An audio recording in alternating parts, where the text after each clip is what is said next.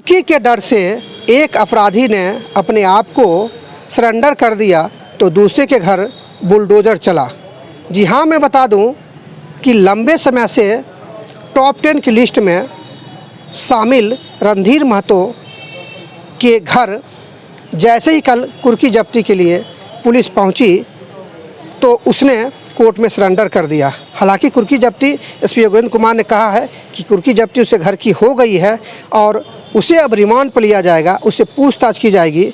और मामला जो सामने आया है, आपको बता दूं कि परना पंचायत के चर्चित मुखिया हत्याकांड बीरेंद्र शर्मा की हत्या में इसका नाम सामने आ रहा था। इसी को लेकर इसकी लगातार जो है धरपकड़ की जा रही थी, मगर ये बेगूसराय छोड़कर दिल्ली में जाकर शिफ्ट हो गया था। कहा यह भी जा रहा है कि ज़मीन मामले में, यानी ज़मीन खरीद बिक्री में भी इसकी संलिप्तता कहीं न कहीं सामने आई है।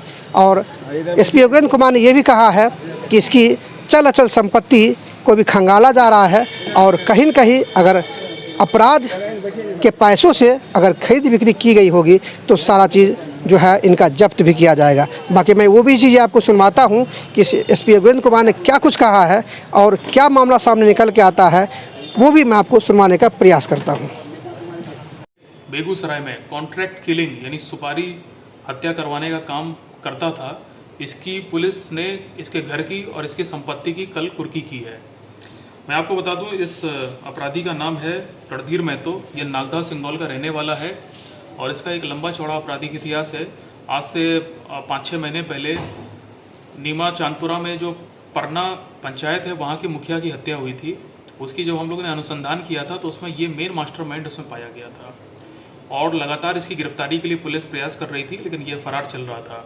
और हम लोग को जो इसका क्राइम का पूरा हम लोग ने पैटर्न स्टडी किया है तो उसमें ये पता चला है कि ये पहले यहाँ रहता था, ये भू माफियागिरी का काम करता था यहाँ पे, और उसके बाद से ये दिल्ली शिफ्ट हो गया। लेकिन दिल्ली में भी बैठ के ये अपने गुर्गों के थ्रू यहाँ पे सुपारी किलिंग का काम या सुपारी देकर के हत्या कराने का काम लगातार कर रहा था। तो इस पर घेराबंदी जब पुलिस ने चालू की और जब केस में अनुसंधान हुआ तो हम लोग ने इसकी कुर्की प्राप्त की अदालत से और कल इसके घर की प्रभावी ढंग से पुलिस ने कुर्की की है।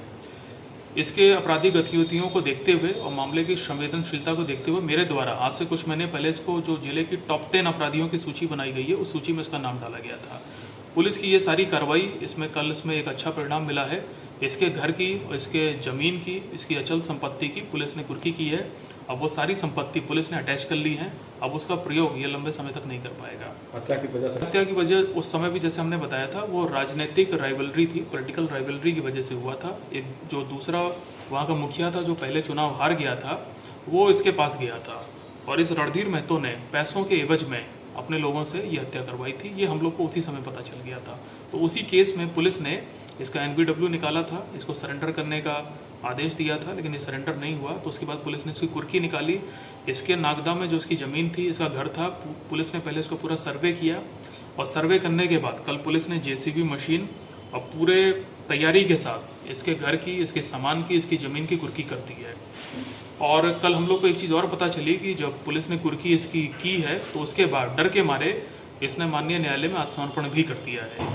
तो अब एक प्रकार से ये जेल भेजा जा चुका है और सोमवार को जैसी अदालत खुलेगी तो हम लोग इसको पुलिस रिमांड पे लेंगे और इससे कड़ाई से पूछताछ की जाएगी।